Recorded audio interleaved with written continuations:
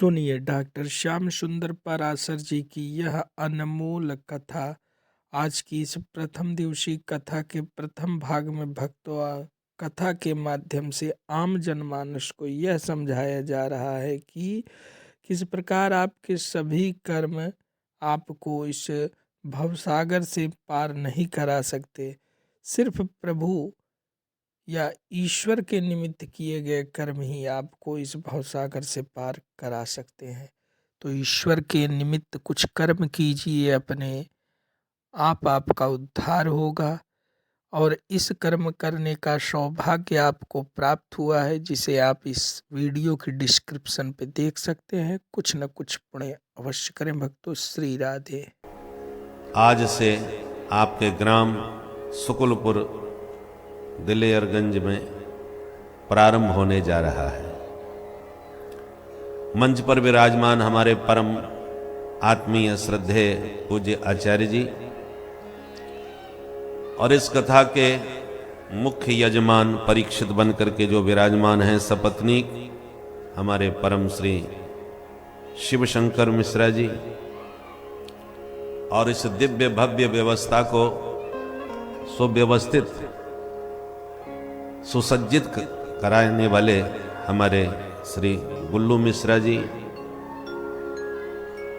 जिनके माध्यम से यह दिव्य भव्य प्रबंधन करते हुए व्यवस्था बनाई गई और जो इसके मुख्य कर्ता धर्ता हैं, तथा उपस्थित प्रतापगढ़ क्षेत्र के समस्त प्रतापी महापुरुष,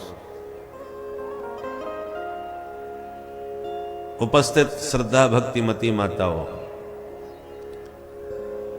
प्रतापगढ़ क्षेत्र निश्चित रूप से प्रतापी महापुरुषों का है।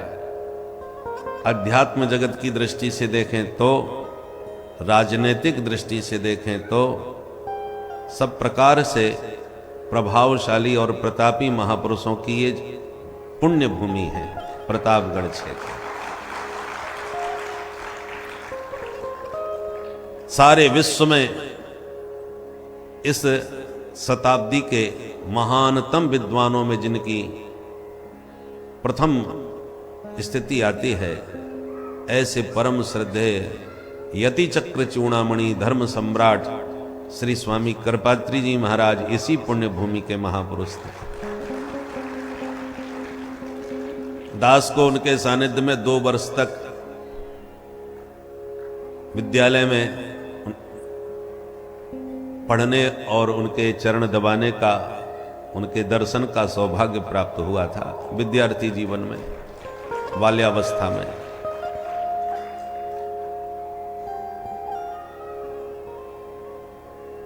उस समय हम उनकी महिमा नहीं जानते थे, विद्यार्थी थे, परंतु जब उनके ग्रंथों को देखा तब उनकी महिमा समझ में आई। कितने महान विद्वान। वेदार्थ पारिजात जैसा महान ग्रंथ उन्होंने लिखा है, वेदों के ऊपर भाष्य किया। ऐसे महान विभूति इस पुण्य भूमि की। और दूसरे हमारे उन पूज्य धर्म सम्राट जी की पुण्य भूमि जो भटनी है, वहां पर भी फरवरी मास में उन्हीं के जन्म स्थान पर कथा होगी। और प्रतापगढ़ से लगता है हमारा कोई बहुत गहरा संबंध है। वर्ष भर में जितनी कथाएं हम सारी दुनिया में कहते हैं, उससे आधे से ज्यादा कथा तो हमारे प्रतापगढ़ क्षेत्र में ही हो जाती है। और जितने कार्यक्रम यहां से आते हैं, यदि हम सब लेने लगें तो लगता है प्रतापगढ़ से बाहर ही नहीं जा पाएंगे। कितने कार्यक्रम यहां होते हैं और बड़े उत्साह के साथ लोग भव्यता के साथ कराते हैं। इसलिए निस्संदेह यह अद्भुत भूमि है। और इसी पुण्य भूमि में हमारे कृपालू जी महाराज, जिन्होंने श्री धाम वृंदावन में प्रेम मंदिर बना करके वृंदावन की एक अपूर्व शोभा बढ़ा दी। वृंदावन के शुभारंभ में प्रवेश करते ही प्रेम मंदिर के रूप में ऐसा धाम में टीका लगाया है कि प्रायः और जितने मंदिर हैं उनकी भूमि एक सीमा में है तो भीड़ बढ़ जाए तो संभालना कठिन हो जाता है, पर प्रेम मंदिर में इतना सुंदर क्षेत्रफल के साथ भव्य मंदिर बनाया है कि हजारों लोगों का पता ही न चले, ऐसा विशाल मंदिर। और यहां पर भी मनगढ़ में उनकी पुण्य भूमि पर, जन्मभूमि पर क्या अद्भुत भक्ति मंदिर बनाया है। वो भी अद्भुत महापुरुष थे निस्संदेह। ये विभूतियां तो वो हैं जिनको हमने देखा है और जिनके प्रभाव को हमने निकटता से अनुभव किया है। और वर्तमान में भी हमारे राजा भैया हिंदुत्व के ऊपर जो अपनी मुखर वाणी से वक्तव्य देते हैं, उसे सुनकर के एकदम रोमांचित हो जाते हैं। उनकी वाणी का अद्भुत प्रभाव है। आज वर्तमान में ऐसे ही प्रतापी क्षत्रियों की आवश्यकता है सनातन धर्म की रक्षा के लिए, जो खुल करके बेधड़क सनातन धर्म के ऊपर अपनी बात कह पाते हैं। तो ऐसी पुण्य भूमि के इस प्रताप को हम बार बार नमन करते हैं, जिस पुण्य भूमि ने ऐसे प्रतापी महापुरुषों को प्रकट किया है जो सनातन धर्म के प्रति पूरी तरह समर्पित है। तो आप सब प्रतापगढ़ वासी निश्चित रूप से सभी के अंदर अलग अलग प्रतिभाएं हैं। आप सभी प्रतिभाशाली महापुरुषों का स्वागत है। आज तो पहला दिवस है, कल से हम लोग समय का विशेष ध्यान रखें। ठीक 2 बजे से शारदा मां की पावन सन्निधि में बड़ा अखाड़ा मैहर धाम, तो कथा विश्राम करके रात्रि में ही वहां से प्रस्थान किया, इसलिए हमको भी थोड़ा विलंब हुआ।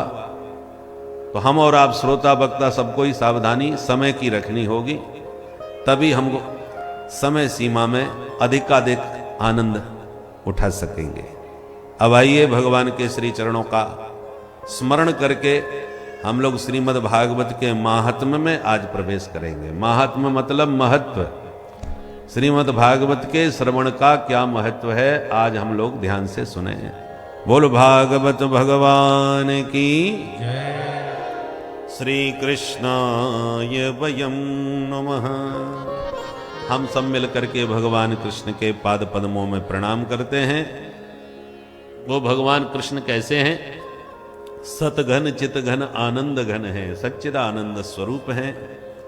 विश्व की उत्पत्ति, पालन और संहार के भी मूल कारण हैं, और जिनके चरणों का आश्रय लेते ही जीव के तीनों ताप समाप्त हो जाते हैं, ऐसे प्रभु के चरणों में बारंबार हम प्रणाम करते हैं। नेमिष की पुण्य भूमि में सूत जी सौनकादि ऋषियों को यह मंगलमयी कथा सुनाते हैं। आज सौनक जी महाराज ने कुछ प्रश्न किए कि हे सूत जी महाराज, हम लोगों का हृदय घोर अज्ञान के अंधकार से भरा हुआ है, किंतु आपके पास करोड़ों सूर्य के समान ज्ञान का दिव्य प्रकाश है। उस ज्ञान की किरण से हमारे अज्ञान रूपी अंधकार को मिटा दीजिए, और कृपा करके आज हमें यह समझाइए कि भक्ति, ज्ञान, वैराग्य और विवेक को बढ़ाने के लिए वैष्णव लोग करते क्या है? हमारे भीतर भी भगवान के चरणों में भक्ति कैसे बढ़े, जगत से वैराग्य कैसे हो, भगवत तत्व को जानने वाला वह पावन विवेक हमें कैसे प्राप्त हो, वो कृपा करके बताएं। देखो महाराज, घोर कलयुग आ चुका है, कठिन काम कोई कर नहीं पाएगा, इसलिए भगवत प्राप्ति का जो सरल से सरल साधन आप समझते हो वो कृपा करके बताएं, क्योंकि आपके ऊपर गुरुदेव भगवान की विशेष कृपा है। सूत जी सुन के बड़े खुश हुए और बोले, महात्माओं, तुम्हारे प्रेम और श्रद्धा को देखते हुए सभी शास्त्रों का सार सुनाता हूं, सावधानतया शृणु। बहुत सावधान होकर के सुनिए। काल व्याल मुखग्रास त्रास निर्णास हेतवे श्रीमद्भागवतं शास्त्रं कलौ कीरेण भाषितम्। ये जो संसार है सनई सनई काल के मुख में समा जाने वाला है, इसलिए इसका नाम संसार है। संसार शब्द का अर्थ क्या है? जो धीरे धीरे सरकता जाए उसका नाम संसार। सनई सनई सरति, सरति इति संसार। सरति माने गच्छति, धीरे धीरे जा रहा है, परिवर्तनशील है। पहले आप बच्चे थे, परंतु धीरे धीरे पता नहीं चला बचपना कब सरक गया, चला गया। जवान हुए, धीरे धीरे जवानी भी कब सरक गई पता ही नहीं चला। और एक दिन आता है कि धीरे धीरे आप भी सरक जाते हैं। इसलिए इसका नाम संसार है। संसरति इति संसार है, जो सरकता जा रहा है। कितना भी प्रयास करो कि हम इसको रोक के रखें, जैसे हैं वैसे ही बने रहें, असंभव। सब परिवर्तनशील है, सब बदल जाने वाला है, एक सा कभी कुछ नहीं रहने वाला।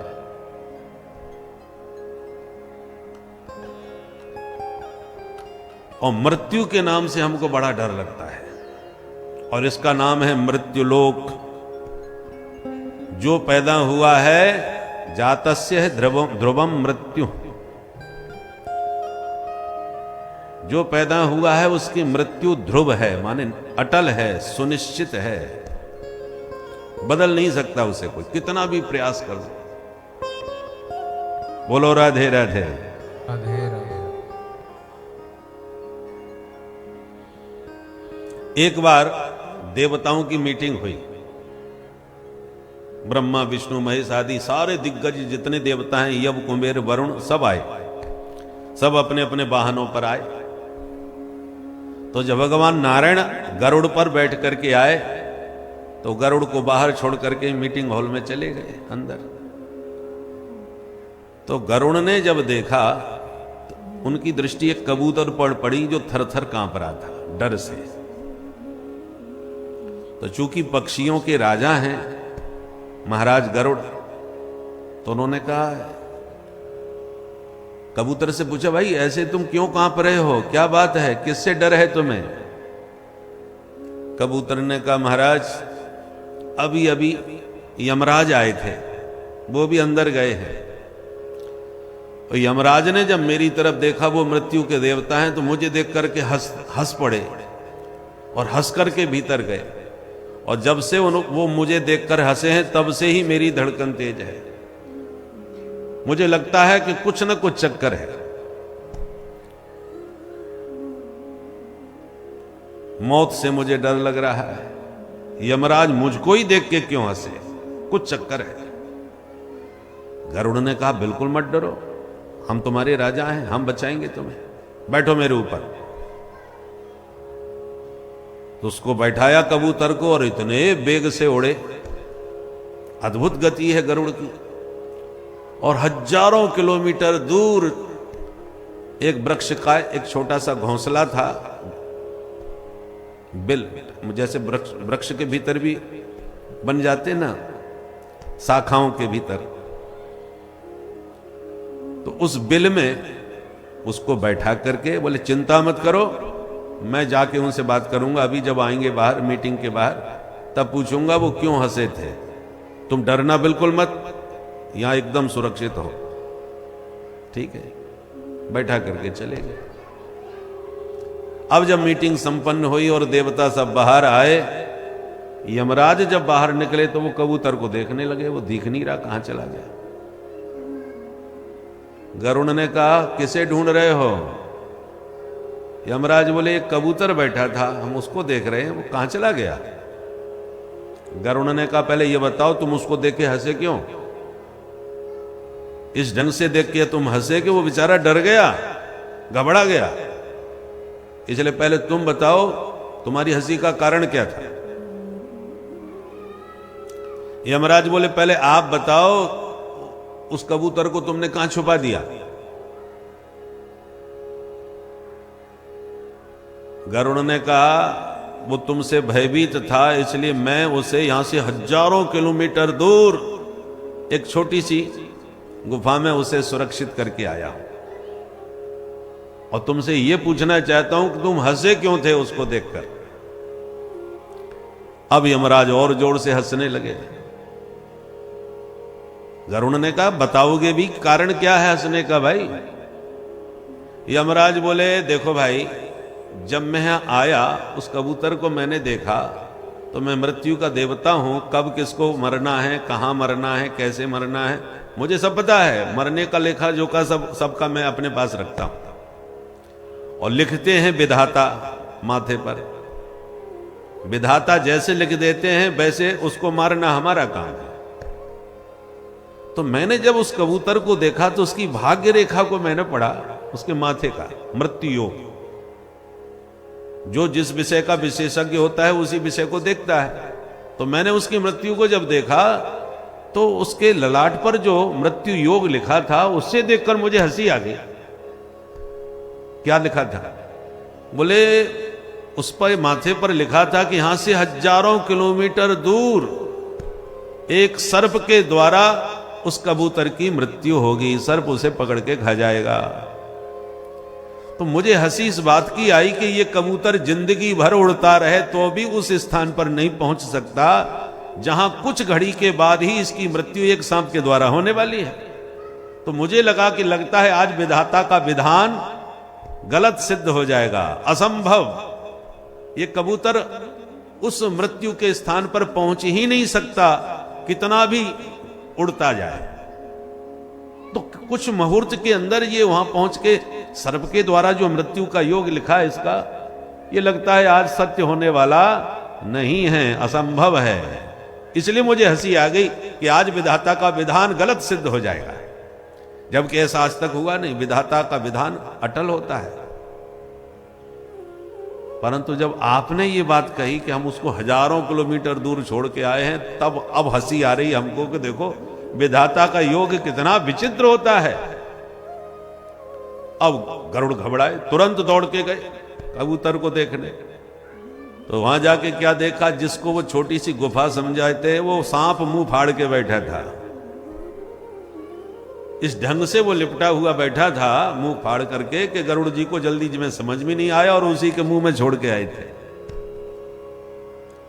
आश्चर्यचकित रह गए गरुड़, और यमराज भी अचंभित होकर के रह गए कि विधाता का विधान कितना विचित्र है, और उस विधान में मेरी हंसी भी कारण बन गई।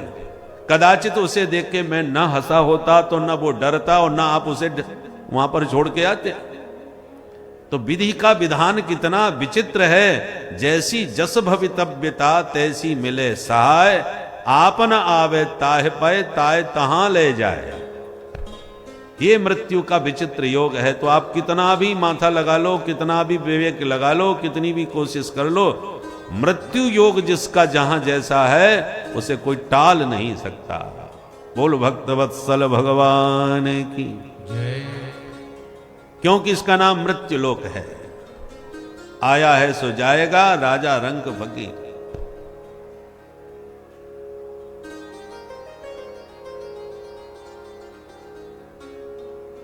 और इसी मृत्यु के भय को मिटाने के लिए, मृत्यु का डर समाप्त करने के लिए श्रीमद् भागवतम शास्त्रम कलौ कीरेण भाषितम।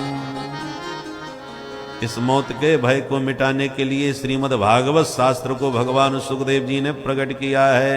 बोल भागवत भगवान की जय।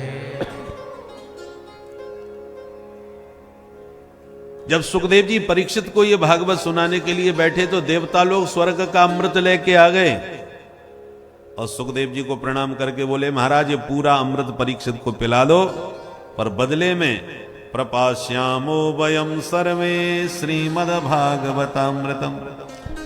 हम चाहते हैं ये जो हरि कथामृत आपके पास है, स्वर्ग सुधामृत हमारे पास है, तो स्वर्ग का अमृत परीक्षित पी लें और हरि का कथामृत आप हमको पिला दें। तब सुखदेव जी बड़ी जोर से हंसे और बोले, देवताओं तुम महा ठगिया हो भाई। कांच का टुकड़ा हमें पकड़ा करके हमसे करोड़ों की मणि बदले में मांग रहे हो। क्व सुधा क्व कथा लोके क्व कांचः क्व मणिर्महान् ब्रह्मरातो विचार्यैवं तदा देवान् जहासः। सुखदेव जी बड़ी जोर से हंसे क्योंकि सुखदेव जी जैसा वक्ता और परीक्षित जैसा श्रोता दोनों ही दिव्य हैं, क्योंकि दोनों को ही मां के पेट में भगवान की कृपा प्राप्त हो चुकी है। सुखदेव जी 12 वर्ष तक मां के पेट में रहे,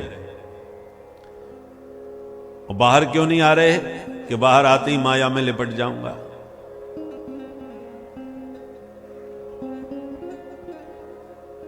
जब भगवान ने प्रकट होकर दर्शन देते हुए कहा कि पुत्र तुम बाहर आओ, मेरा आशीर्वाद है, मेरी माया तुम्हारा कभी भी स्पर्श नहीं करेगी।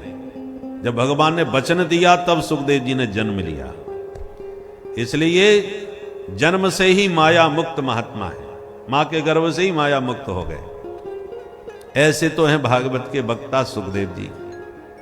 और परीक्षित अपनी मां उत्तरा के गर्भ में थे, तब अश्वत्थामा ने मारने के लिए ब्रह्मास्त्र चलाया, तो भगवान भी उत्तरा के गर्भ में जाके परीक्षित की रक्षा किए, ब्रह्मास्त्र को शांत किए। ऐसे श्रोता हैं भागवत के महाराज परीक्षित। इसलिए श्रोता वक्ता दोनों को ही मां के गर्भ में भगवान की कृपा का कवच मिला हुआ है। ये किसी छोटे मोटे प्रलोभनों में फंसने वाले नहीं है। इसलिए सुखदेव जी ने कहा, देवताओं उठाओ अपना अमृत और भाग जाओ यहां से। श्रद्धा से कथा सुनने आए होते तो प्यार से सुनाता, तुम तो सौदागर बन के आए हो।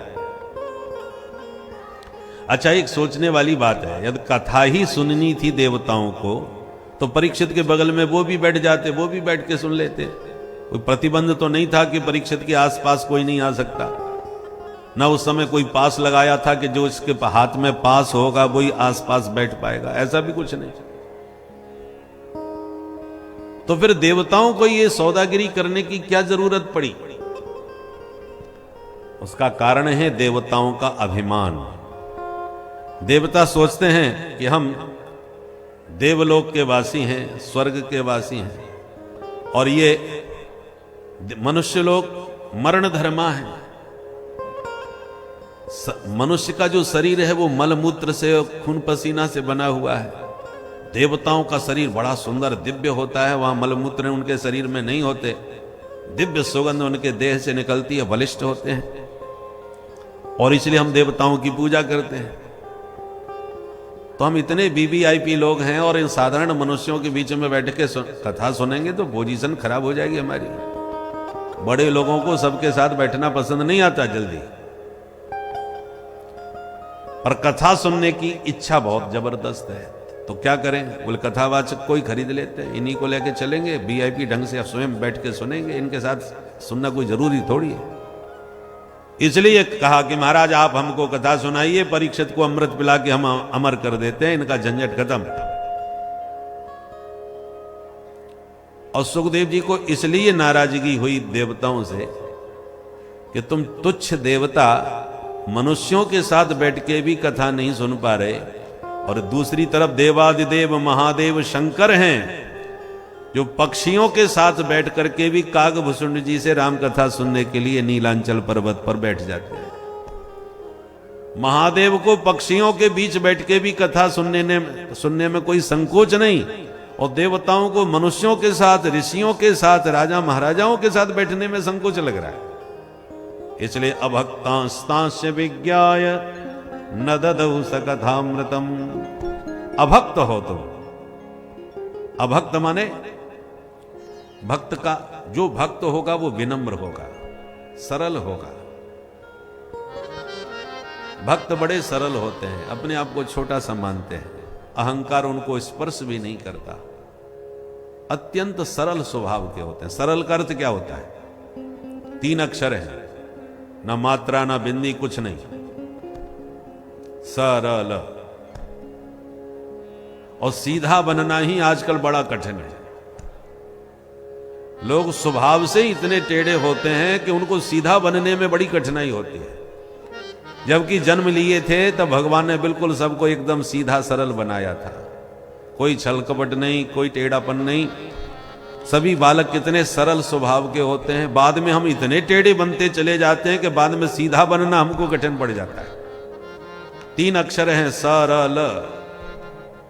मतलब क्या है? बीच में र, एक तरफ सा, एक तरफ ल। मतलब स माने सीता, र माने राम, ल माने लक्ष्मण।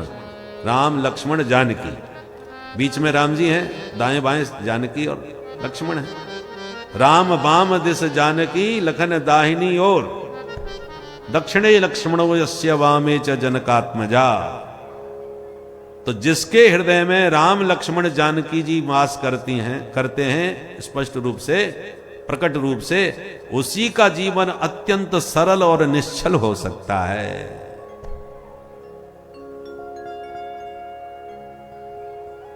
इसलिए भक्त बड़े सरल होते हैं। भक्त का मतलब भगवान के चरणों से निरंतर जोड़ा हुआ। विभक्त माने अलग, भक्त माने जोड़ा हुआ। तो जो भगवान से निरंतर जुड़ा हुआ है वो भक्त बड़ा सरल और अत्यंत प्रेमी होता है। और देवता अभक्त है, अहंकारी हैं, इसलिए भक्त नहीं है।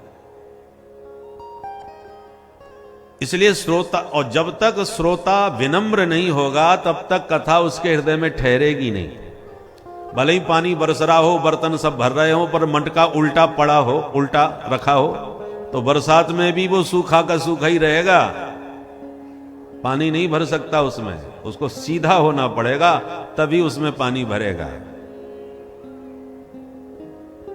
नहीं तो बरसात में भी सूखा। उसी प्रकार जब तक श्रोता सरल, भक्त और विनम्र नहीं होगा तब तक ये कथामृत उसके भीतर घुसेगा ही नहीं। और इसलिए श्रोताओं को नीचे बैठाया जाता है। नीचे क्यों बैठाया जाता है? तो नीचे वही बैठ पाएगा जो अहंकार मुक्त होगा। अभिमानी व्यक्ति कहीं नीचे थोड़ी बैठ पाता है। हम चौकी पर बैठे हैं इसलिए चौकीदार, आप जमीन में बैठे हो तो जमींदार। तो बड़ा कौन होता है, जमींदार या चौकीदार? बोलो राधे राधे। राधे राधे। कहीं चोरी होवे, कोई उपद्रव होवे, तो सबसे पहले पुलिस वाले आके चौकीदार को पकड़ते हैं। तुम कहां थे, तुम क्या कर रहे थे, तुमने क्या देखा? क्योंकि चौकीदार का काम क्या होता है? जागते रहो। पूरी रात वो डंडा लिए घूमता रहता है, खुद जागता है और लोगों को जगाता रहता है। जागते रहो आवाज करता हुआ घूमता है। चौकीदार सो गया तो गड़बड़ हो जाएगा, तो जागे और जगाता रहे वो चौकीदार है। तो चौकीदार माने चौकी पर बैठा हुआ जो व्यास होता है उसका एक ही काम होता है, शास्त्र दृष्टि से वो जागृत रहे, उत्तिष्ठ जागृत, और सोए हुए समाज को भी जगाता रहे। मोह निशा सब सोब निहारा, देखे स्वप्न अनेक प्रकारा। सारा जगत मोह की निद्रा में सो रहा है, मोह की अंधेरी रात में सोया पड़ा है। इस समय हमारे हिंदू समाज के लोग भी बहुत सोए हुए हैं। तो चौकीदार का काम है जगाना। अब जाग जाओ भैया, अभी भी नहीं जागे तो फिर आगे समय मिलने वाला नहीं है जगने का, और जग भी जाओगे तो फिर कुछ कर नहीं पाओगे। अभी कुछ करने का समय है, जाग करके जितना हो सके जल्दी से कुछ कर लो। ठाकुर जी की कृपा है, क्योंकि इस समय ऐसा वातावरण देश का बन रहा है, जो असंभव कार्य थे वो सब संभव होते चले जा रहे हैं। हमारे कितने पूर्वज रामलला को अवध धाम में निहारने के लिए अपने नेत्रों से तरसते हुए चले गए, बेचारे देख नहीं पाए। हम लोग भाग्यशाली हैं, हमारी आंखों के सामने रामलला अवध धाम में विराजमान हुए, हमने सबने दर्शन किए। और एक ही नहीं, अनेकों ऐसे कार्य हैं जो असंभव लग रहे थे वो संभव हो रहे हैं। इसलिए सनातनियों को ये बहुत बढ़िया समय है जाग जाने का। इस समय यदि जागृत हो गए और संगठित हो गए तो बहुत कुछ हम और आप कर सकते हैं। तो ये जगाने का काम चौकीदार करता है, और चौकीदार खुद सो जाएगा, स्वयं सो जाए चौकीदार, तो फिर कौन जगाएगा? इसलिए व्यासपीठ का कर्तव्य है समाज को जागृत रखना और स्वयं जागृत रहना। तो सुखदेव जी जैसा वक्ता और परीक्षित जैसा श्रोता, दोनों ही दिव्य हैं। पर देवता इसलिए कथा सुनना नहीं चाहते थे कि हमको इन सब के साथ बैठना पड़ेगा। और ये अहंकार जब सुखदेव जी ने देवताओं में देखा तो न ददऊ स कथामृतम, देवताओं से कहा इसी समय उठो और भागो यहां से, ले जाओ अपना अमृत कलश, हमें नहीं चाहिए। अमृत कलश ठुकरा दिया पर हरि कथामृत देवताओं को नहीं दिया। तो आप सोचिए कि जो कथा देवताओं के लिए दुर्लभ है, तरस के चले गए, याचना करके चले गए पर नहीं मिला, वो अमृत आज संतों की कृपा से हम सबको सुलभ हो रहा है परंपरा के साथ। हम लोग कितने बड़े भागी हैं जो भारत में उस अमृत का आस्वादन कर रहे हैं। सौनक जी ने कहा जब इतना जोरदार ये कथामृत है जिसके लिए देवता तरसते हैं, तो आप 7 दिन में ही फटाफट क्यों सुनाते हो? 15 दिन 1 महीने आराम से पिलाओ ये अमृत। ये 7 दिन में सुनने की परंपरा क्यों चल पड़ी? 7 ही दिन क्यों? तब सूत जी कहते हैं ऋषियों, ये परंपरा सनक सनंदन सनातन सनत कुमार जी ने, जो ब्रह्मा जी के मानस पुत्र हैं, इन्होंने नारद जी को सबसे पहले भागवत सप्ताह सुनाया था 7 दिन में। सौनक जी बोले आप कैसी बात कर रहे हो महाराज, नारद जी के बारे में सारा संसार जानता है, ये 2 घड़ी से ज्यादा टिकते ही नहीं एक जगह, घुमक्कड़ महात्मा है, घूमते ही रहते हैं। और आप कह रहे हो कि उन्होंने 7 दिन भागवत सुनी? तो क्यों सुनी, कहां सुनी, कब सुनी, कैसे सुनी, थोड़ा विस्तार से समझाओ। सूत जी कहते हैं अच्छा तो सुनो।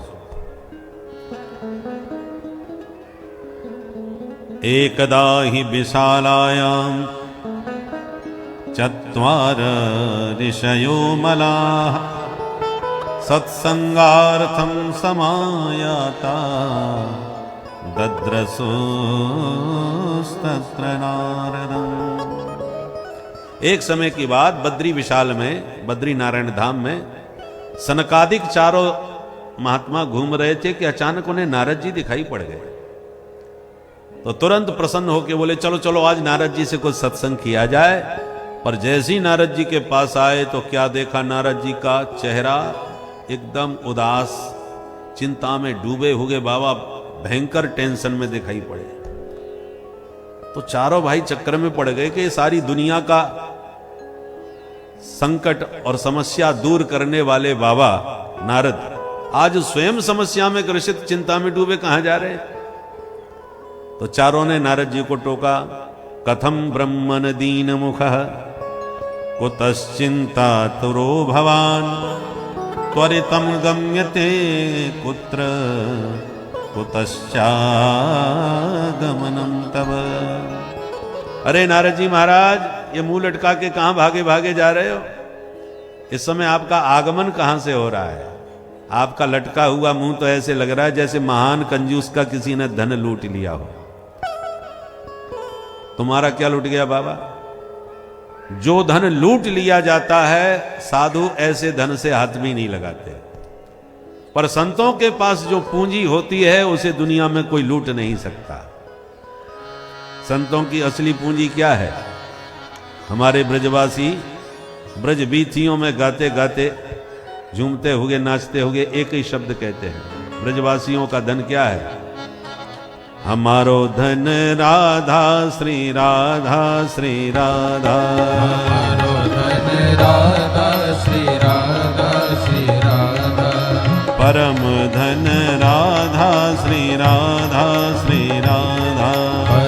प्रेम से ताली बजाते हुए श्री राधा श्री राधा, हमारो धन राधा राधा राधा राधा राधा, हमारो धन राधा राधा राधा राधा राधा, परम धन राधा राधा राधा राधा राधा, परम धन राधा राधा राधा राधा।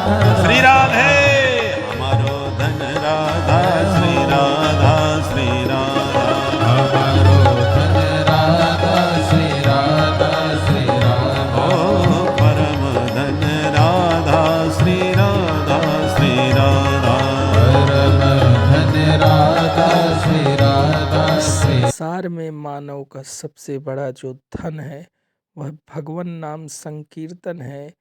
जितना अधिक से अधिक आप भगवान नाम संकीर्तन करते हैं, आपके पास उतना ही भगवान नाम रूपी धन एकत्र होता चला जाता है। और इस धन का उपयोग इस लोक के साथ साथ आप किसी भी और लोक परलोक में जाते हैं, हर जगह आप इस धन का उपयोग कर सकते हैं, क्योंकि यह धन हर जगह चलता है। इस धन से बड़ा कोई और धन नहीं है। तो आप लोग जितना अधिक से अधिक हो सके, यह जो आपको मानव जीवन मिला है, इसमें अधिक से अधिक आप लोग धन कमाएं, भगवान नाम रूपी धन, जिससे आप लोग हर समय, हर काल, हर लोक में आप लोग सुखी रहे। भक्तों, श्री राधे राधे। बरसाने वाली राधा राधा राधा राधा राधा। रसिक धन राधा श्री राधा श्री राधा। रसिक धन राधा श्री राधा श्री राधा। परम धन राधा श्री राधा श्री राधा। परम धन राधा श्री राधा श्री राधा श्री राधा श्री राधा श्री राधा श्री राधा श्री राधा श्री राधा श्री राधा श्री राधा। बोल राधा रानी की जय। भगवान नाम की पूंजी होती है संतों के पास, जिसे दुनिया में कोई लूट नहीं सकता। मीरा जी कहती हैं, खर्चे न कोई चोर न लेवे, दिन दिन बढ़त सवायो। पायो जी माने राम रतन धन पायो। मैंने वो रत्न पा लिया है जो कोई खर्च नहीं कर सकता, कोई चोर नहीं ले सकता, कोई इनकम टैक्स का छापा नहीं पड़ सकता, चाहे जितना कमा लो, कोई टेंशन नहीं। ऐसा शुद्ध पवित्र धन संतों के पास होता है। तो बाबा, तुम्हारा कौन सा धन लुट गया जो लुटे व्यापारी की तरह मुंह लटका के घूम रहे हो, वो भी बद्रीनाथ जैसे धाम ना। कुतस चिंता तुरो भवान। व्यक्ति को जीवन में कभी चिंता नहीं करनी चाहिए। विचार करे, काम करे, बहुत चिंता न करे, क्योंकि चिंता चिता से भी ज्यादा खतरनाक होती है। चिता पर एक बिंदी और लगाओ तब चिंता बनेगी। तो बड़ी बहन हुई कि नहीं? चिता पर एक बिंदी लगा दो ऊपर तो चिंता हो गई। दोनों में अंतर क्या है? चिता मुर्दे को जलाती है और चिंता जिंदे को जला डालती है। जलाते दोनों ही हैं, चिता और चिंता। चिता चिंता समा प्रोक्ता, बिंदु मात्रम विशेषता। सजीवम दहते चिंता, निर्जीवम दहते चिता। चिता चिंता में अंतर क्या हुआ? सजीवम दहते चिंता, जो अभी जिंदा है उसको चिंता जला रही है, भीतर ही भीतर खोखला कर देती है, पूरी तरह फूंक देती है। परंतु चिता तो मरने के बाद जलाती है, इसलिए चिता से ज्यादा खतरनाक चिंता है। तो कुतस चिंता तुरो भवन, आपको किस बात की चिंता है? क्योंकि आप तवेदम मुक्त संगस्य, आप मुक्त संग महात्मा।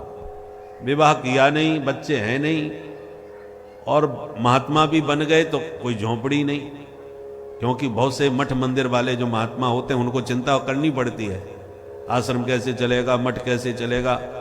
जब तक सेवक भगत जगत नहीं होगा तब तक ये कैसे कौन संभालेगा। तो जो महंत होते हैं, श्री महंत होते हैं, महामंडलेश्वर होते हैं, जगत गुरु होते हैं, तो उनके पास जिम्मेदारी होती है, इसलिए उनको चिंता करनी पड़ती है। पर जो रमते राम महात्मा है उनको काय की चिंता? जहां मिल गई दो वहीं रह गए सो। रमते राम। तो नारद जी, तुम्हारा तो कोई आश्रम मठ मंदिर है नहीं, घूमते ही रहते 24 घंटे। इसलिए तवेदम मुक्त संगस्य, तुम सब प्रकार से मुक्त संग महात्मा हो, फिर तुम्हें किस बात की चिंता है? तब नारद जी हाथ जोड़ के बोले, भैया आपने बिल्कुल ठीक कहा, सच में बहुत परेशान है। मेरी परेशानी क्या है वो सुन लो जरा। आपकी तरह हम भी सत्संग प्रेमी महात्मा हैं और सत्संग का आनंद केवल पुण्य भूमि भारत में है और कहीं नहीं है। इसलिए मैं भारत में आया और मैंने भारत में सारे तीर्थों में भ्रमण किया। व्यवस्थापकों से एक निवेदन है कि बाल गोपालों के साथ में किसी एक प्रबंधक व्यक्ति को खड़ा कर दो, नहीं तो देखो अठन्नी चवन्नी जहां इकट्ठी होंगी वो खनखनाएंगी, और चिल्लड़ के बीच में बड़े बड़े नोट भी रख दो ना तो फिर ज्यादा आवाज नहीं होती। इसलिए जो अठन्नी चवन्नी खनखना रही हैं, इनके बीच में कोई बड़े बड़े नोट भी बैठ जाएं एक दो, तो जरा आवाज शांत रहेगी और उन पर थोड़ा नियंत्रण रहेगा, नहीं तो बार बार ध्यान उधर खिंच जाता है। बोल बंसी वारे की जय। तो नारद जी कहते हैं भैया हम भारत भूमि में गए और सारे तीर्थों में घूमे। कौन कौन से? बोले पुष्करम च प्रयागम च काशीम गोदावरीम तथा हरिक्षेत्रम कुरुक्षेत्रम श्रीरंगम सेतु बंधनम एवमादिषु तीर्थेषु भ्रममाण इतस्ततः। इन सारे तीर्थों में मैंने भ्रमण किया। तीर्थों के गुरु पुष्कर गया, तीर्थों के राजा प्रयागराज गया,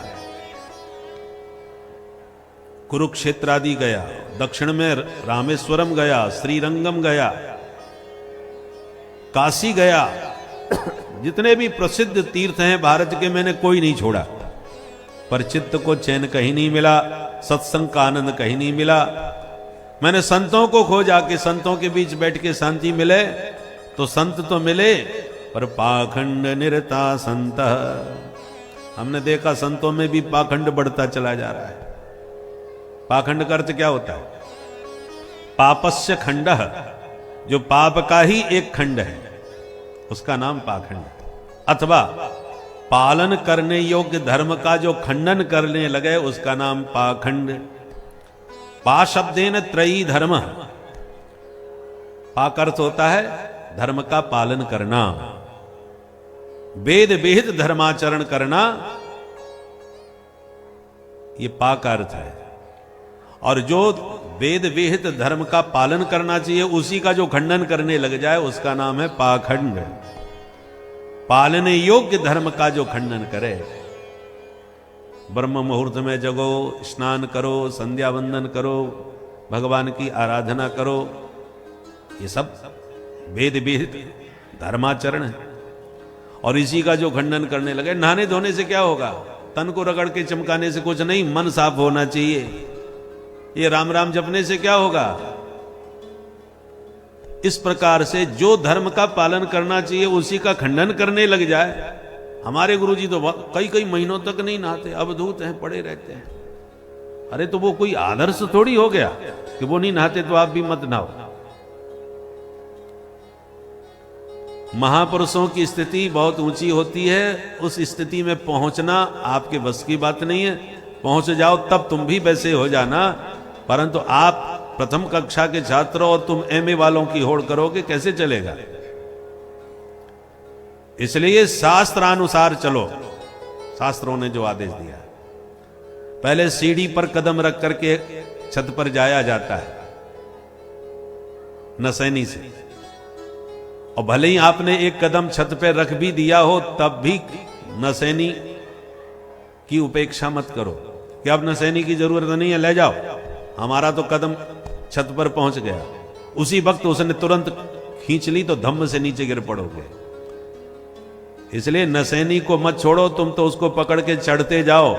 जब छत पर पहुंच जाओगे नसैनी अपने आप छूट जाएगी, तुम्हें थोड़ी छोड़नी पड़ेगी। तुम छोड़ने के चक्कर में मत पड़ो, तुम तो आगे बढ़ो। एक स्थिति में नसैनी अपने आप छूट जाती है। उसी प्रकार शास्त्रानुसार कर्म करते चले जाओ। एक स्थिति जब आएगी, उस ऊंचाई पे जब पहुंच जाओगे तो कर्म अपने आप छूट जाएंगे, तुम्हें छोड़ना नहीं पड़ेगा। संध्या वंदन करना द्विजाति का कर्म है, करना चाहिए सुबह शाम दिन में। अब नेक सपने में भी ठाकुर जी का, बिहारी जी का दर्शन हो गया, सोई आप अपने को सिद्ध मान बैठे। आज तो बिहारी जी से हमारी बातें होती, सपने में आए थे, अब हमें ये पूजा पाठ की जरूरत नहीं, अब तो डायरेक्ट भगवान से बातें होने लगी। सब कर्म छोड़ बैठे। संध्या वंदन भद्रमस्तु तुभ्यम भोष्णान तुभ्यम नमः। आप छोड़ रहे हैं तो अपराध कर रहे हैं। पर एक महात्मा थे, वृंदावन में रहते थे, ठाकुर जी की खूब सेवा करते थे, अष्टयाम सेवा। जब ब्रह्म मुहूर्त में स्नान करने गए जमुना जी में, तो जमुना जी में नहाने से पहले दांतोन कर रहे थे। तो जमुना जी का जल निहार रहे थे और दांतोन करते जा रहे थे। तो जमुना जी की श्याम धारा में उन्हें अपना मुरलीधर घनश्याम नजर आने लगा। जमुना जी की लहरों में बंसी वाला दिखने लगा और उसके ध्यान में इतने मस्त हो गए और इतना प्रेम की समाधि लग गई कि 2 दिन तक दांतों नहीं करते रहे। 2 दिन तक दांतों चली। अब आने जाने वाले जो स्नानार्थी थे, उन्होंने देखा ये बाबा 2 दिन से दांतों नहीं करने लगा है। सुबह भी देखा था, शाम को भी देखा था, यहीं बैठा है। तो एक ने जाके उनको पकड़ के हिलाया, ए महाराज जी, तुम्हारी दांतों पूरी नहीं हुई क्या? तब उनको होश आया, अरे राम राम राम राम, शाम होने वाली है, मैं तो सवेरे नहाने आया था, इसका मतलब मैंने अभी स्नान ही नहीं किया आज। और जब स्नान नहीं किया तो इसका मतलब ठाकुर जी की पूजा पाठ भी मैंने नहीं करी। तो जिसने जगाया उसने कहा, बाबा सुबह से शाम नहीं हुई, आपको 2 दिन हो गए, 2 दिन पहले से आप बैठे हो। अरे राम राम। अब बाबा को पछतावा हुआ, हे भगवान, मैंने 2 दिन से स्नान नहीं किया, 2 दिन से पूजा नहीं करी, 2 दिन से संध्या नहीं करी, गायत्री नहीं जपी, मैं तो बिल्कुल धर्म भ्रष्ट हो गया, मेरे से कुछ सब सत्कर्म छूट गया। अब ये छूट गया क्या? बाबा ने नहीं छोड़ा। एक ऐसी प्रेम की ऊंचाई आई कि उस ऊंचाई पर पहुंच करके कर्म छूट गया। तो यदि कर्म स्वतः छूट जाए तो इससे बढ़िया कोई बात नहीं, पर आप जानबूझ के तो छोड़ रहे हैं तो इससे बड़ा कोई अपराध नहीं। इसलिए आप कर्म की उपेक्षा मत कीजिए, नियम से अपने कर्मों का कर्तव्य पालन कीजिए। एक दिन वो आएगा, उस ऊंचाई पर पहुंच करके ये कर्म अपने आप छूट जाएंगे। पहले प्राइमरी में सिखाना पड़ता है बच्चों को, का माने कबूतर, खा माने खरगोश, एक एक अक्षर का कैसे बनाया जाता है, और कबूतर दिखा के और कमल दिखा कर कैसे अक्षर ज्ञान कराया जाता है। परंतु जब ऊंची कक्षा में पहुंच जाता है, फिर तो जब वो कहीं कुछ लिखा हो, कमल लिखा है, तो उसको का माने कबूतर कह के पढ़ने की जरूरत नहीं पड़ेगी। अब सीधा कमल तुरंत पढ़ लेगा। परंतु पहली कक्षा में उसको ऐसे ही पढ़ना था, का माने कबूतर, मा माने मछली, ऐसे करके वो पढ़ता था। परंतु अब वैसा ही थोड़ी पढ़ता रहेगा। ऊंची कक्षा में जाके अब उसको अपने आप ज्ञान हो गया, अक्षर ज्ञान हो गया अच्छी तरह से। उसी प्रकार साधना के पथ पर भी प्रारंभ में बहुत सावधानी से चलना पड़ता है। एक स्थिति ऐसी आती है कि सारे कर्म छूटते चले जाते हैं। जैसे ब्रह्मचारी जब हम बनते हैं, 4 वर्ण है, 4 आश्रम है, ब्रह्मचर्य, गृहस्थ, वानप्रस्थ और सन्यास। तो जब आप ब्रह्मचारी बनोगे तो जनेऊ आपका होगा, उपनयन संस्कार, जनेऊ संस्कार, और शिखा रखी जाएगी, चुटिया भी रखी जाएगी, जनेऊ पहनाया जाएगा विधि विधान से, संध्या करना तुम्हें सिखाया जाएगा, गायत्री जप का स्वरूप समझाया जाएगा। किंतु जब आप सन्यास ग्रहण करने जाओगे तो जनेऊ भी उतरवा लिया जाएगा, चुटिया भी हटा दी जाएगी। सन्यासी के पास ना जनेऊ होता है ना चुटिया होती है। अब उसने सब छोड़ दिया, क्योंकि अब वो सन्यासी बन गया, सारे कर्म छूट गए। अब तो पहले तो कर्म करने की शिक्षा दी, फिर कर्म को छोड़ने का। सन्यास में कर्म छोड़ा जाता है, ब्रह्मचारी आश्रम में कर्म करने का आदेश दिया जाता है। ऐसे पहले शास्त्र के अनुसार चलो, और इतना शास्त्र के अनुसार चलो कि संपूर्ण जीवन आपका शास्त्र आचरण में पूरी तरह अभ्यस्त हो जाए। और जब अभ्यस्त हो जाएगा तो जल्दी से कर्म छूटेगा नहीं। जैसे जो पूजा पाठ नहीं करते, उन्हें जबरदस्ती करवाना पड़ता है।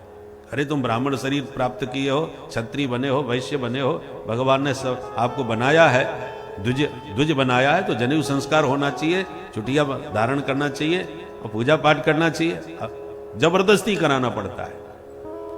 और जो जबरदस्ती करते हैं ना, पता चला घर में सूतक हो गया तो बड़ी खुशी मनाते हैं कि चलो अब सूतक हो गया, अब 10 दिन की छुट्टी, अब पूजा पाठ कुछ नहीं करेंगे, तिलक लगाने की भी जरूरत नहीं, वो खुशी मनाएंगे।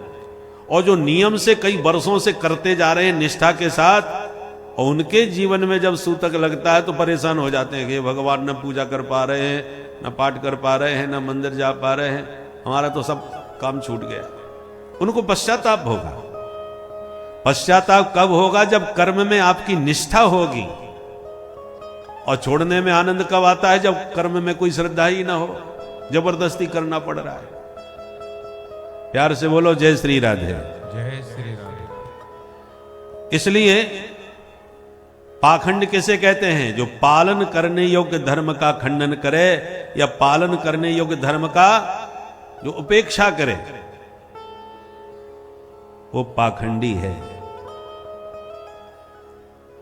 तो पाखंड निरता संत, नारद जी कहते हैं हमने कलयुग में देखा संतों में भी पाखंड बढ़ता चला जा रहा है। कलऊ पाखंड पूजितः, कलयुग में वही ज्यादा पूजेगा जो जितना अधिक पाखंड कर पाएगा। सच्चे साधु संतों तक लोग पहुंच ही नहीं पाते, उसे समझ भी नहीं पाते।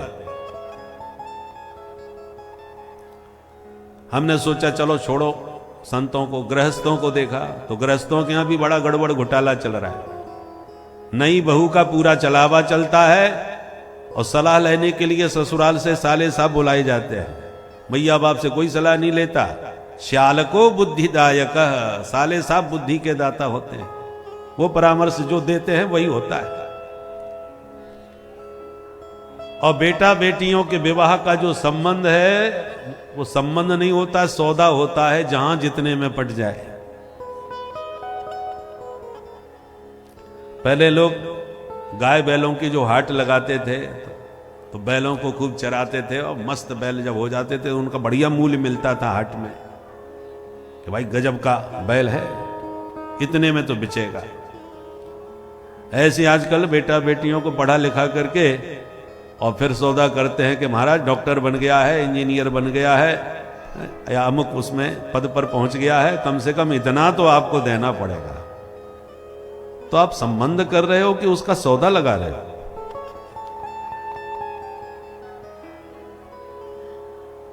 कन्या विक्रयणो लोभात दंपति नाम च कलकनम। और मुंह मांगा दाम दे करके जब दामाद खरीदा जाता है तो कन्या फिर सेवा नहीं करती, महारानी बन के रहती है कि जब मैंने तुम्हें खरीदा है तो मैं क्यों सेवा करूं, तुम हमारी सेवा करो। परिणाम ये होता है कि दाम्पत्य जीवन में आते ही कलह मचना चालू हो जाता है। दंपति नाम च कलकनम। ये नारद श्री नारद जी कह रहे हैं कि हमने देखा कलयुग में संतों में पाखंड बढ़ रहा है, गृहस्थों में लोभ लालच इतना बढ़ता जा रहा है कि लोभ लालच में वो कुछ भी कर सकते हैं। संबंध टूटे 10 बार टूट जाए, फायदा हमको होना चाहिए, बस संबंधों का कोई मूल्य नहीं रहा। तो क्या गृहस्थ क्या विरक्त, सब कुएं में भांग पड़ गई। नारद जी कहते हैं हमारा मन बहुत दुखी हो गया कि हम तो आए थे शांति के लिए, ये दुनियादारी देख के तो हमारे चित्त में क्रांति मच गई, अशांति हो गई। अंत में हमने निर्णय लिया कि हम किसी के चक्कर में नहीं पड़ते, चलो वृंदावन में चल के राधे राधे करेंगे, वहीं शांति मिलेगी। सो हम वृंदावन चले गए महाराज। पर वृंदावन में पहुंच के एक आश्चर्य हमने देखा। क्या देखा? 2 बुड्ढों के बीच में बैठी एक युवती बड़ी जोर से रो रही थी। नारद जी कहते मैंने उससे जाके पूछा, देवी जी आप कौन हो और रो क्यों रही हो? तब उस देवी ने परिचय दिया, अहम भक्ति रीति ख्याता इमौ में तनयौ मतौ ज्ञान वैराग्य नामानो काल योगे न जर्जरौ।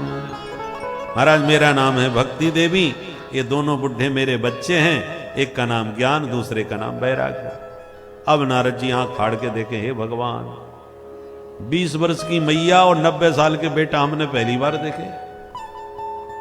देवी जी ये इतने बुढ़े बुढ़े तुम्हारे बच्चे कैसे हो गए? बोले महाराज इसीलिए तो रो रही हूं, मुझे बच्चों की हालत देखी नहीं जाती।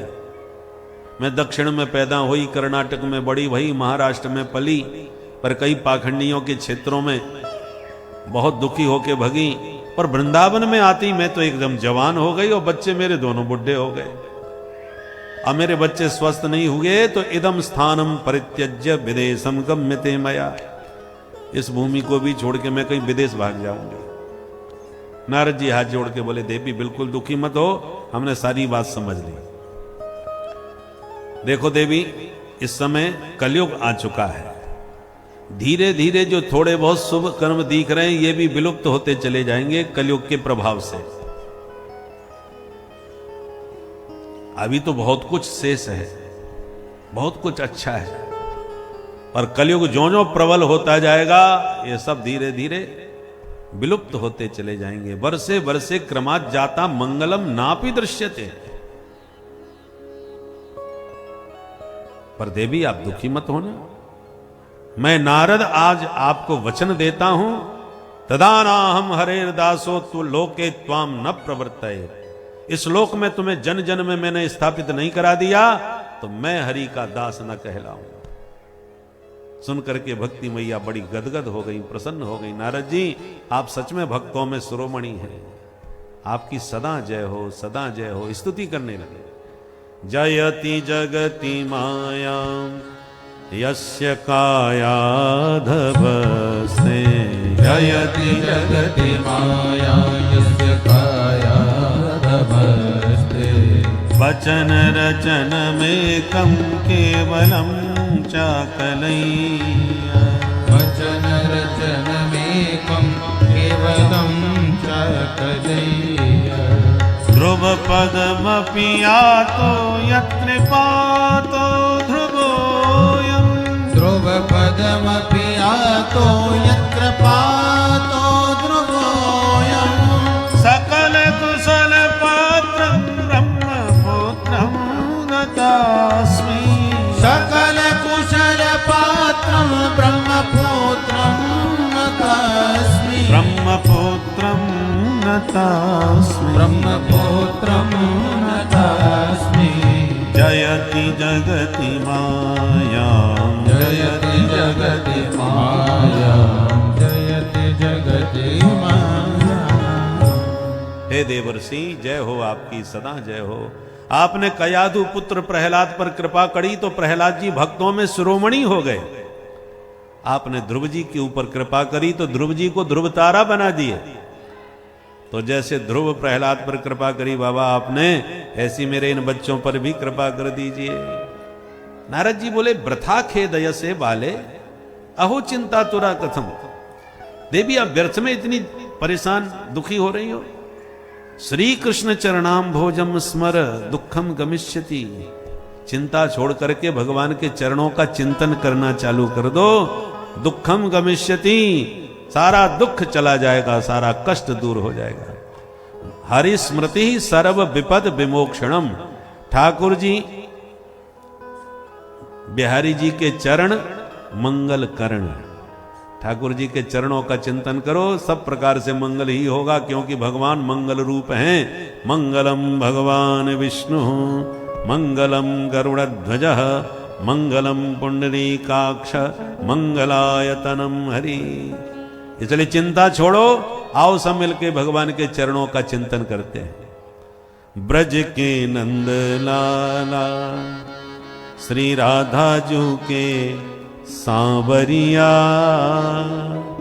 सब दुख दूर हुए जब तेरा नाम लिया। हो ब्रज के नंद लाला श्री राधा जी के सांवरिया,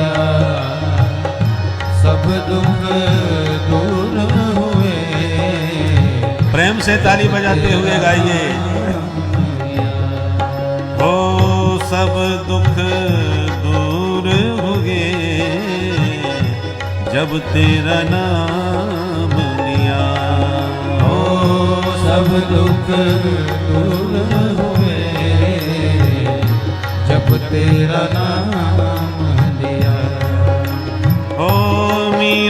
पुकारे तुम्हें गिरिधर गोपाला। मीरा पुकारे तुम्हें गिरधर गोपाला। बन गया अमृतमय विष का भरा प्याला। बन गया अमृतमय विष का भरा प्याला। विष का भरा प्याला कौन मिटाए उसे जिसे तूने राख लिया।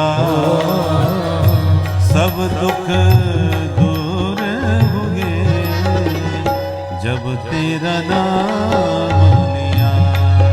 ओ ब्रज के लाला श्री राधा जी के सावरिया।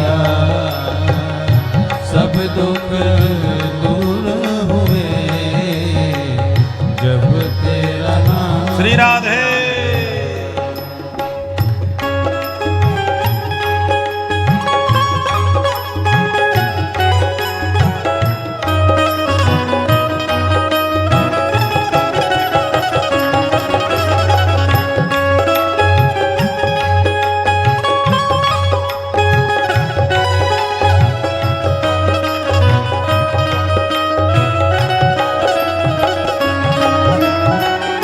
जब तेरे गोकुल में आई विपदा भारी। जब तेरे गोकुल में आई विपदा भारी। एक इशारे पे सारी विपदा टारी। एक इशारे में सारी विपदा टारी। सारी विपदा टारी। मुड़ गया गोवर्धन जिसे तूने उठा लिया। सब दुख दूर होंगे जब तेरा नाम लिया। ब्रज के लाला श्री राधा जी के सावरिया। सब दुख दूर हुए जब तेरा नाम। जय हो।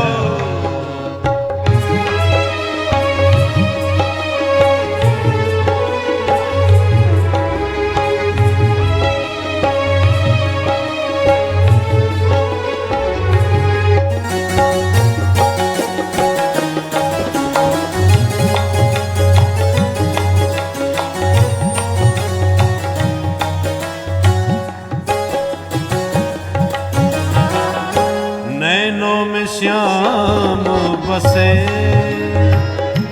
मन में बनवारी।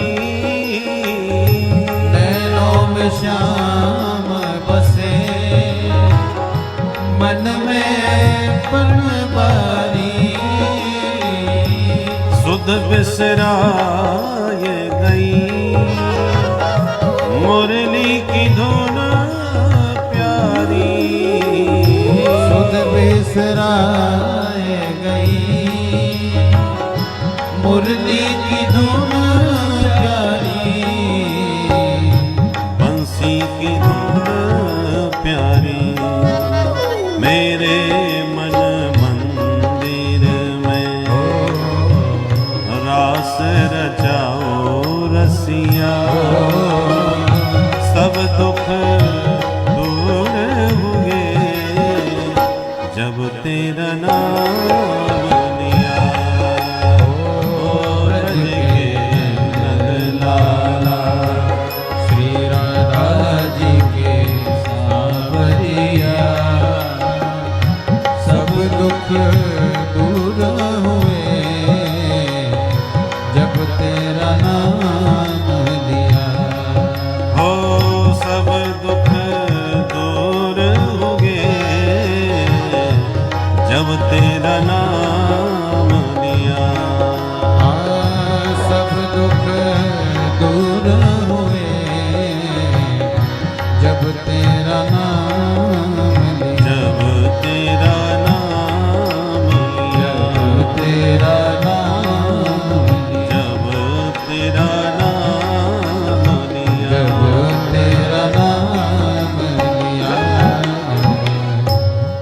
बंसी वारे की। जय। तब नारद जी ने समझाया, श्री कृष्ण चरणाम भोजम स्मर, देवी चिंता छोड़ो, प्रभु के चरणों का चिंतन करो। और यूं समझा के अब ज्ञान वैराग्य को जगाने की कोशिश करी नारद जी ने। दोनों को हिलाए डोलाए, कान में चिल्लाए, ज्ञानम प्रबुद्धताम शीघ्रम, रे वैराग्य प्रबुद्धताम। ज्ञान भैया खड़े हो जाओ, वैराग्य भैया जाग जाओ। कोई फायदा नहीं। नारद जी समझ गए स्थिति गंभीर है, बिना दवाई के ठीक नहीं होगी। तो कौन सी दवा पिलाएं? वेद वेदांत घोषश्च गीता पाठिर मुहुर्मुह। वेद सुनाए, उपनिषदें सुनाए। श्रीमद् भागवत महापुराण ही वह दिव्य सत्कर्म है जिसके श्रवण करने से ज्ञान वैराग्य स्वस्थ मस्त होके मैया भक्ति के साथ ताता थैया करके नाचेंगे। नारद जी बोले, आपकी बात में कुछ दम नजर नहीं आई। क्यों? एक बात बताओ, जब हमने चारों वेद सुना दिए कुछ नहीं हुआ उन्हें, तो भागवत में ऐसा क्या है? अरे भागवत में वेदों के ही मंत्रों की बृहद व्याख्या है बाबा। वेद रूपी वृक्ष का भागवत रूपी रसीला फल है। तो जो वृक्ष से ही कुछ नहीं हुआ तो फल से क्या होगा? सनकादिक बोले, नारद जी जरा ध्यान से विचार करो, जो काम फल करेगा वो वृक्ष थोड़ी कर सकता है।